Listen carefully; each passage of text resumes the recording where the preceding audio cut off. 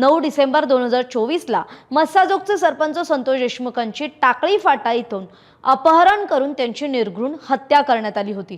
खून प्रकरणासह आवादा कंपनीला 2 कोटी रुपयांची खंडणी मागणी आणि याच कंपनीच्या मस्साजोग प्रकल्पावरील भांडण आणि तेथील दलित सुरक्षा रक्षकाला जातीवाचक शिवीगाळ केल्यानंतर अशा प्रकारचा हा गुन्हा घडला होता आणि या संदर्भात 3 वेगवेगळे गुन्हे केज पोलीस ठाण्यात नोंदवण्यात आले होते।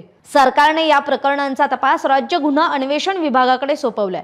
राज्य गुन्हा अन्वेषण विभागाने याचा तपास करत वाल्मिक कराडसह विष्णू चाटे, सुदर्शन घुले, महेश केदार, जयराम चाटे, प्रतीक घुले, सुधीर सांगळे आणि फरार आरोपी कृष्णा आंधळे यांच्यावर कट करून खून, खंडणी आणि जातीवाचक शिवीगाळ केल्याचा आरोप ठेवला।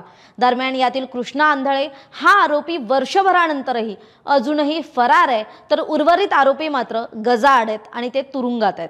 या प्रकरणातील आरोपींवर कट रचून खून, खंडणी आणि जातीवाचक शिवीगाळ केल्याचे दोषारोपही 23 डिसेंबरला बीडच्या विशेष मकोका न्यायालयाकडून निश्चित करण्यात आलेत।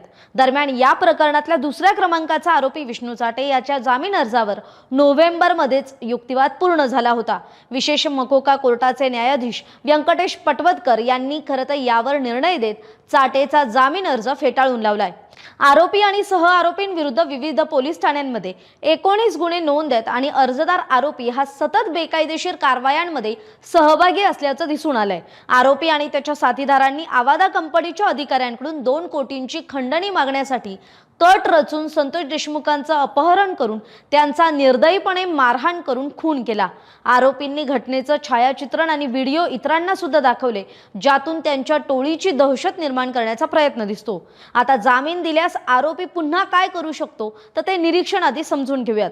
तर या प्रकरणातील पुराव्यांचं परीक्षण करता आरोपीचा गुन्ह्यांमधील सहभाग प्रथमदर्शनी सिद्ध करण्यास पुरेसा आहे। या आरोपींची गुन्ह्यातील क्रूरता आणि सूड भावना अत्यंत गंभीर स्वरूपाची असं न्यायालयाने म्हटलंय। त्यामुळे याला जामीन दिल्यास तो पुन्हा अशाच प्रकारचा किंवा याहून अधिक गंभीर स्वरूपाचा गुन्हा करण्याची शक्यता नाकारता येत नाही। याशिवाय तो सरकारी साक्षीदारांवर दबाव टाकण्याची किंवा पुराव्यांमध्ये छेडछाड करण्याची शक्यता देखील नाकारता येत नाही, अशी निरीक्षणं न्यायमूर्तींनी आज आदेश देताना म्हटली आहेत।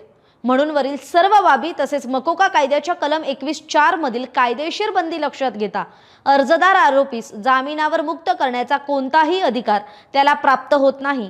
परिणामी नियमित जामीन मंजूर करण्याचा कोणताही आधार आढळून येत नाही, असं बीडच्या विशेष मकोका न्यायालयाने आज म्हटलंय। त्यामुळे बीडच्या विशेष मकोका न्यायालयानं आरोपी क्रमांक 2 म्हणजे विष्णू चाटे, संतोष देशमुखांच्या मारेकऱ्याला मोठा दणका दिलाय, त्याचा जामीन अर्ज फेटाळून लावलाय।